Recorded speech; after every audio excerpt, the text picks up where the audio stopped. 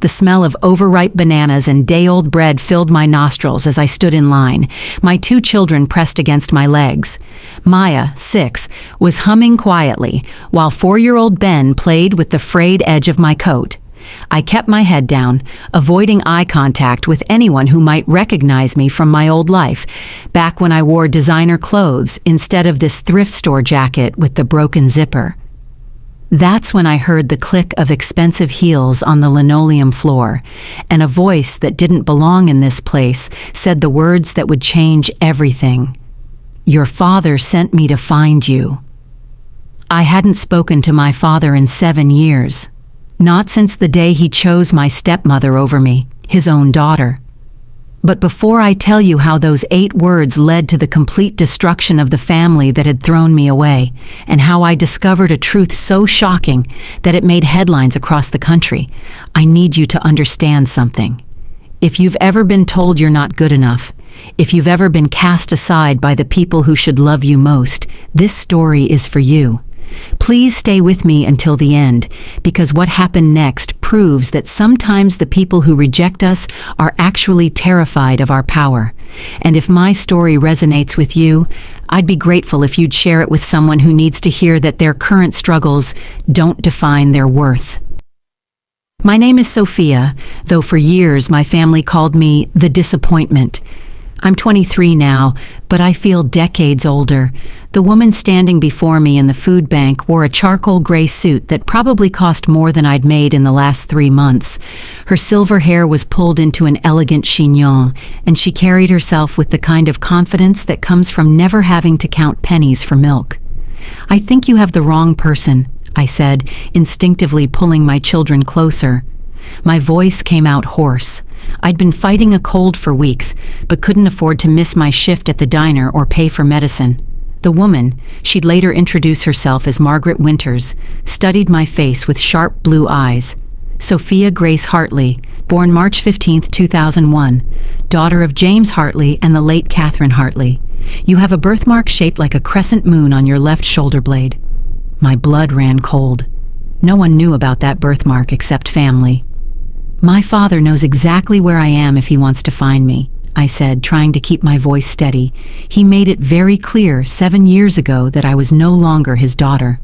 "Mommy, I'm hungry." Ben tugged at my coat, and I felt that familiar stab of shame and desperation that had become my constant companion. Margaret's expression softened as she looked at my children. "Perhaps we could continue this conversation after you've finished here. There's a coffee shop across the street. My treat." I wanted to refuse.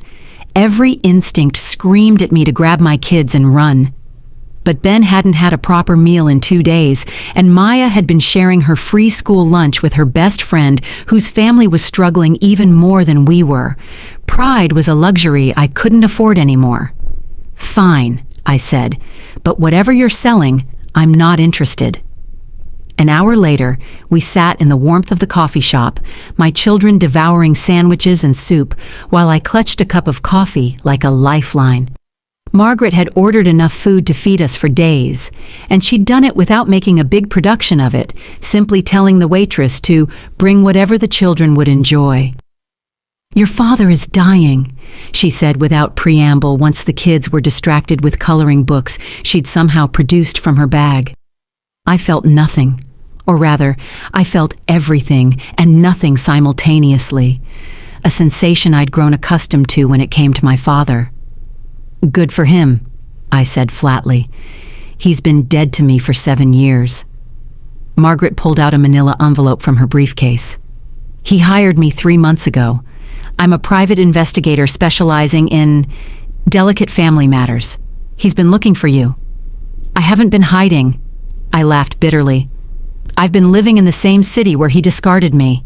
If he wanted to find me, all he had to do was drive 20 minutes from his mansion to the poor side of town."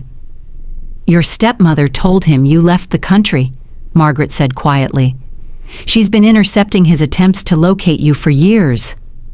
The coffee cup trembled in my hands. Victoria. Of course. Even now, even after she'd won everything, she couldn't resist one final twist of the knife. "It doesn't matter," I said. but my voice cracked. He chose to believe her, just like he chose to believe her 7 years ago when she said I stole from her. Just like he chose to believe her when she said I was on drugs. Just like he chose to believe her when she said I tried to seduce her son, my own stepbrother. "Mommy, you're crying," Maya said, looking up from her coloring book with concern. I quickly wiped my eyes. "I'm okay, baby. Just happy tears because the soup is so good." Margaret waited until the children returned to their activities before sliding the envelope across the table. "Your father knows the truth now, about all of it, and there's something else, something Victoria has been hiding for 23 years, something about your mother's death." My mother, the one person who would have never let this happen. She died when I was 3 months old, a car accident, they said. Single vehicle, late at night, drove off a cliff. My father had been devastated, and for 3 years, it was just the two of us. Then Victoria appeared with her son Dylan, and within 6 months, she'd become the second Mrs. Hartley. "What about my mother?" I asked, my hands now shaking so badly I had to set down the cup. "Read the file," Margaret said, "but not here, not in front of the children. Your father wants to see you, but more importantly, he wants to make things right. He's leaving you everything, Sophia, the entire Hartley fortune. Victoria and Dylan will receive nothing." I stared at her in disbelief. The Hartley fortune? My father owned one of the largest tech companies in the state. We're talking about hundreds of millions of dollars, money that could ensure my children never went hungry again, money that could buy them the future I'd been killing myself trying to provide. "Why should I believe any of this?" I asked. Margaret pulled out her phone and showed me a video. My father appeared on the screen, and I gasped. The powerful, imposing man I remembered had withered away to almost nothing. He was propped up in a hospital bed, tubes and wires everywhere, his face gaunt and pale. "Sophia," he said, his voice barely a whisper. "My little Sophie, I know you have every reason to hate me. I failed you. I failed your mother. I believed the wrong person, and I let them poison me against my own daughter. But I know the truth now. All of it. What Victoria did to your mother. What she did to you. What she's been doing all these years. Please, I don't deserve your forgiveness, but I need you to know the truth. Margaret has everything, the evidence, the proof. And when I'm gone, which will be soon, everything I have will be yours. Victoria thinks she's won, but she doesn't know I changed my will. She doesn't know I know. Please, Sophie, let me try to make this right." The video ended, and I sat in stunned silence. Maya and Ben continued coloring, oblivious to the bomb that had just exploded in my world. "How long does he have?" I asked. "Days, maybe a week," Margaret replied. "Victoria doesn't know I've found you. She's at the house right now, probably planning how to spend her inheritance." I looked at my children, my beautiful, innocent children, who deserved so much more than the life I'd been able to give them. Ben needed speech therapy I couldn't afford. Maya was brilliant, testing off the charts, but I couldn't even buy her new books, let alone think about college funds. "What does the file say about my mother?" I asked. Margaret's face was grim. "Read it when you're alone. But I'll tell you this much. Your mother's death wasn't an accident." That night, after I'd tucked my children into the bed we all shared in our one-bedroom apartment, I sat on the bathroom floor and opened the file. What I found inside made me vomit, then cry, then feel a rage so pure and powerful I thought it might consume me. The file contained 20 years of evidence Margaret had uncovered, police reports that had been buried, witness statements that had been ignored, financial records that told a story of systematic theft and fraud, and at the center of it all was Victoria. My mother hadn't died in an accident. The brake lines in her car had been tampered with. The police had found evidence of it, but the investigation was mysteriously closed after a large donation was made to the police chief's retirement fund, a donation that came from an account Victoria controlled, an account my father didn't even know existed, funded with money she'd been siphoning from my mother's trust fund. But that wasn't even the worst part. Victoria had been having an affair with my father while my mother was still alive. The file contained love letters, hotel receipts, credit card statements.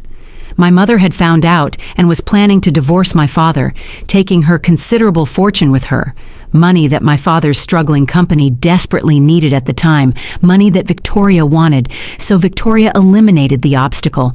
And then she'd waited exactly 6 months, long enough to not seem suspicious, short enough that my grieving father was still vulnerable, before swooping in to comfort him. She'd played the role of the perfect stepmother for 3 years, until I was old enough to potentially inherit my mother's trust fund. Then she began her campaign to destroy me. The drugs she accused me of taking, she'd planted them in my room. The money she said I stole, she'd transferred it herself, making it look like I'd hacked into her accounts. The supposed attempt to seduce Dylan, she'd drugged me at my 16th birthday party and staged photos while I was unconscious. Photos she showed my father, but never the police, because even she knew they wouldn't hold up under scrutiny. But my father, already poisoned against me by years of Victoria's subtle manipulations, believed her. He threw me out with nothing but the clothes on my back. I was 16 years old. Margaret had tracked down my father's old secretary, who remembered the day I was banished. She'd tried to tell my father that something wasn't right, that I'd been a good kid who loved him. She was fired the next day. Victoria's doing, of course. The file also contained records of Victoria's activities over the past 7 years.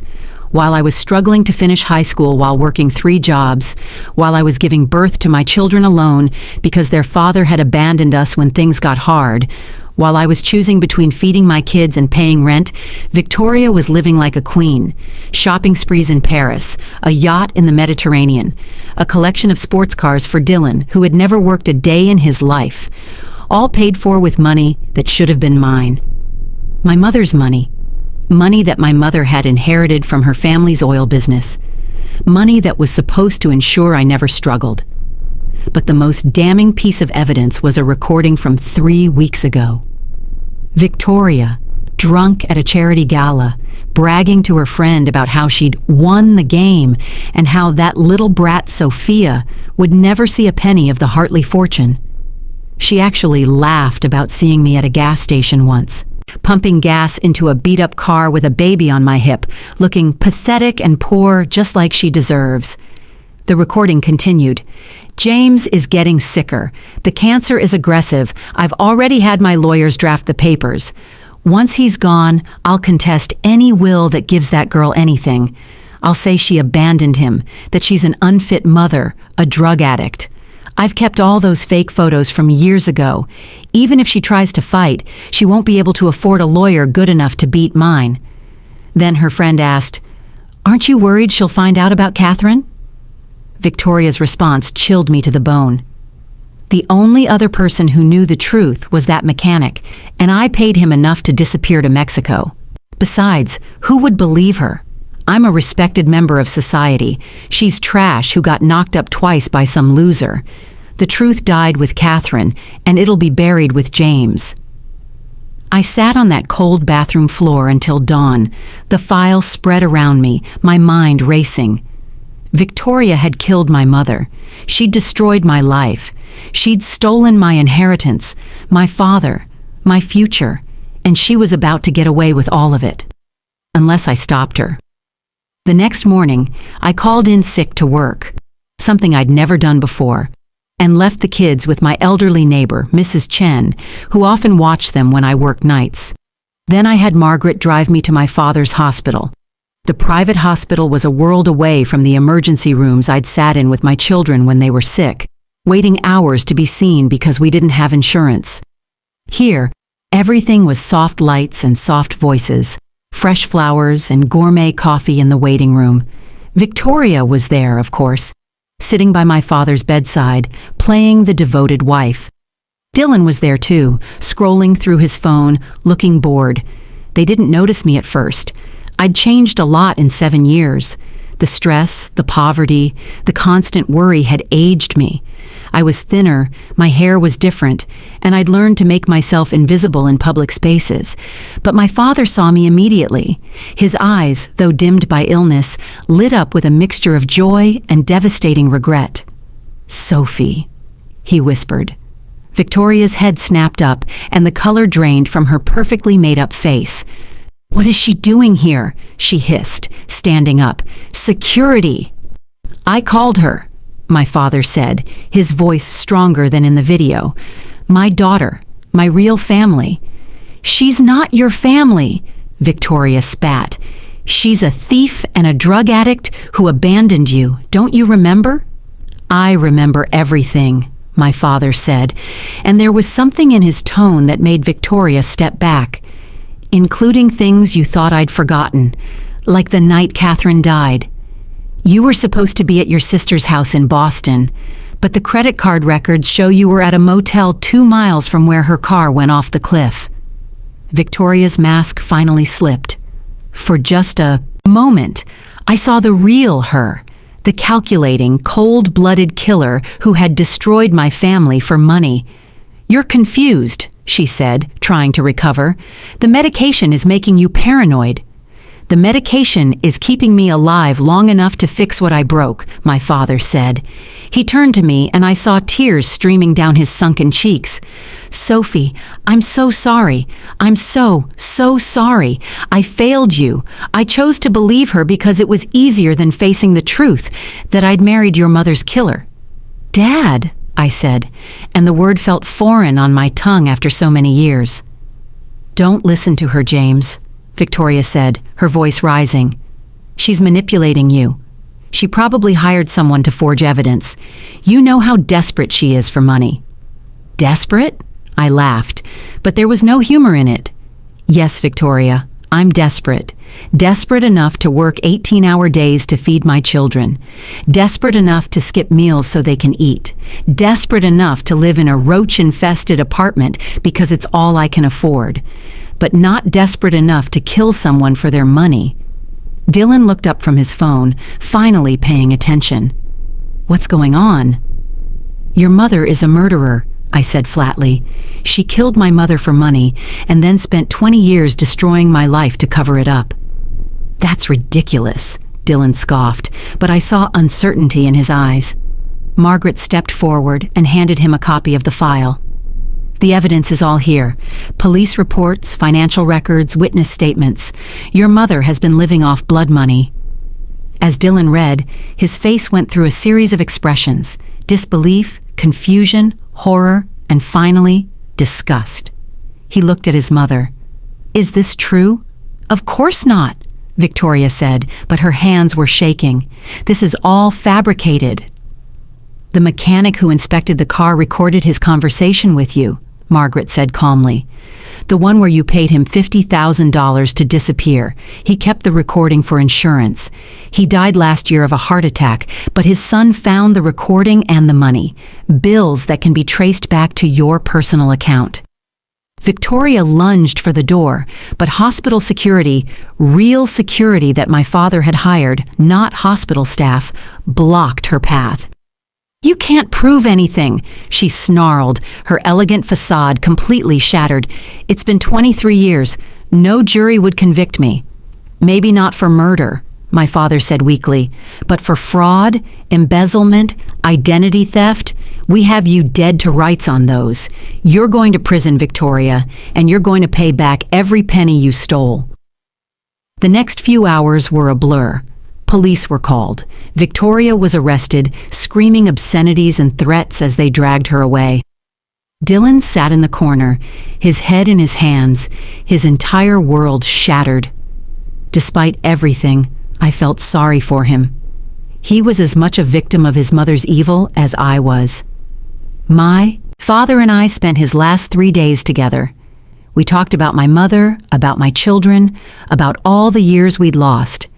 He held Maya and Ben, his grandchildren he'd never known existed, and wept with joy. He told them stories about their grandmother, about how beautiful and kind she was, how much she would have loved them. On his last day, he was lucid enough to ensure everything was in order. The will was ironclad. Victoria's assets were frozen pending investigation. The family lawyers who had been in Victoria's pocket were fired and replaced with a firm Margaret recommended.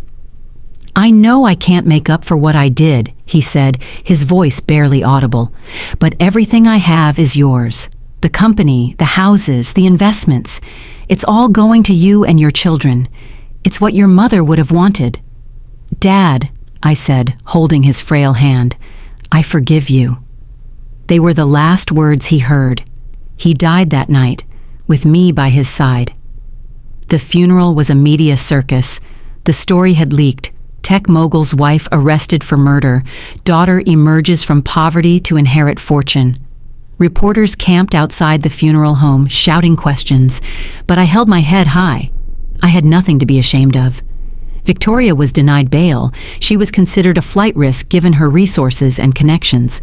The investigation uncovered even more crimes than we'd known about. She'd been stealing from the company for years, using shell corporations and fake invoices. She'd bribed officials, blackmailed business partners, and destroyed anyone who got in her way. Dylan, to his credit, cooperated fully with the investigation. He was genuinely horrified by what his mother had done. The authorities determined he hadn't known about or participated in any of her crimes. I could have left him with nothing, but I remembered what it was like to be young and suddenly alone. I set up a trust fund for him, enough to finish college and start a life, but not enough to live like the playboy prince his mother had raised him to be. "Why?" he asked when I told him. "After everything?" "Because you're not your mother," I said simply, "and I'm not mine. My mother would have wanted me to show mercy." The legal proceedings took months. During that time, I moved my children into my father's house, my house now. It felt surreal, walking through rooms I'd been banished from, sleeping in a bed that cost more than I'd made in a year. Maya and Ben adapted quickly, as children do. They loved having their own rooms, loved the pool, loved the library full of books. Maya started at a private school where her brilliance could flourish. Ben got the speech therapy he needed and began to thrive. But the most satisfying moment came 6 months later, at Victoria's sentencing. She'd been found guilty of fraud, embezzlement, and conspiracy to commit murder. They couldn't prove murder one, but the conspiracy charge stuck thanks to the mechanic's recording. She stood there in an orange jumpsuit, her perfect hair now gray at the roots, her face haggard without its expensive treatments. The judge sentenced her to 35 years. She'd be 90 when she got out, if she lived that long. As they led her away, she looked at me with pure hatred. "This isn't over," she mouthed. But it was. It was finally over. I used my inheritance to start a foundation in my mother's name. It helps single mothers escape poverty, providing childcare, education, and job training. In the first year alone, we helped over 300 families. I also hired Margaret's firm to investigate other cases like mine, children cut off from their inheritances by manipulative step-parents. You'd be amazed how common it is. We've reunited dozens of families and exposed numerous frauds. The company thrived under my leadership. Turns out, all those years of struggling had taught me things that business school never could have. I knew how to make hard decisions, how to survive on limited resources, how to see opportunities where others saw obstacles. Within 2 years, we doubled our market value, but the money isn't what mattered most. What mattered was that my children would never go hungry again. What mattered was that the truth finally came out. What mattered was that my mother's death wasn't in vain. Sometimes I think about those 7 years of exile, the nights I cried myself to sleep on a mattress on the floor, the days I went without eating so my kids could have lunch, the times I had to choose between keeping the heat on and buying medicine. Those years nearly broke me, but they also made me who I am. Victoria thought she'd destroyed me by casting me out. Instead, she'd forged me into someone strong enough to destroy her. The last time I saw her was at a parole hearing 5 years into her sentence. She'd aged 20 years in 5. her once perfect face now deeply lined, her elegant bearing replaced by a prisoner's shuffle. She tried to play the victim, claimed she'd been manipulated by others, that she was sorry for everything. The parole board asked me if I had anything to say. "Yes," I said, standing tall. "Victoria Hartley killed my mother. She stole my inheritance. She destroyed my relationship with my father. She left me and my infant children to starve. She's exactly where she belongs, and I hope she serves every single day of her sentence." Parole denied. As I left the courthouse that day, I thought about my mother. I'd been only 3 months old when she died, too young to remember her face, her voice, her touch. But I'd gotten to know her through the investigation, through the people who'd loved her, through the journals we'd found hidden in the attic, journals Victoria had never known existed. She'd been brilliant, kind, funny. She'd loved art and music. She'd wanted to travel the world. She'd been excited about being a mother, had written pages and pages about her dreams for me. "My darling, Sophia," one entry read, "I promise you'll never have to struggle for anything. I'll make sure you have every opportunity to become whoever you want to be. The world is yours, my sweet girl." Victoria had stolen that promise, but she couldn't steal my mother's spirit. I saw her in Maya's brilliant mind, in Ben's kind heart, in my own reflection when I stood up to injustice. I kept one photo on my desk in my office, not of my father, not of the family we'd once been, but of my mother holding me as a baby. In it, she's laughing, her head thrown back in pure joy, while I reach for her face with chubby baby hands. That's how I choose to remember her. Not as a victim, but as a woman full of life and love. And that's how I choose to live, not as a victim, but as a survivor. The Hartley fortune wasn't just money. It was vindication. It was justice. It was proof that the truth, no matter how deeply buried, eventually finds its way to the light. But most of all, it was a second chance. A chance to be the mother my children deserved. A chance to honor my mother's memory. A chance to help other women who'd been where I'd been. Every morning, I wake up in my beautiful home, make breakfast for my children, and thank God for that woman in the food bank. Margaret didn't just deliver a message from my father that day. She delivered justice. Victoria had thought she'd won. She'd thought she'd gotten away with the perfect crime. She'd thought I was too weak, too poor, too broken to fight back. She was wrong. The truth has a way of surfacing, even after decades. And sometimes, just sometimes, the underdog doesn't just survive. Sometimes, she wins everything. Looking back now, 10 years after that day in the food bank, I can see how every moment of suffering prepared me for this life. The hunger taught me gratitude.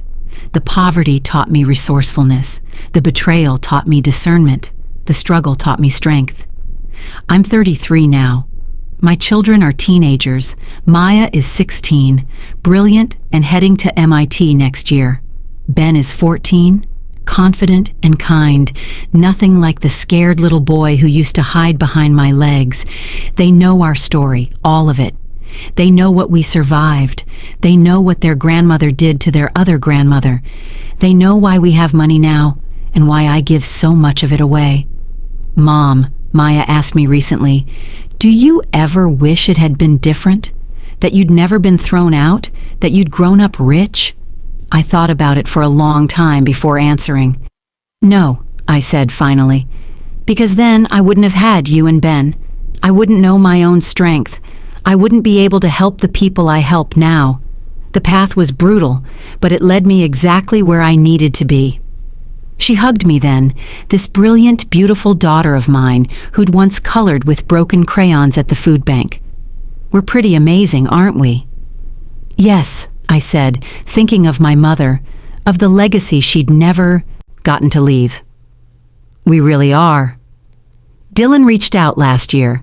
He's a teacher now, working in inner-city schools, trying to make amends for his mother's sins by helping kids who remind him of what I went through.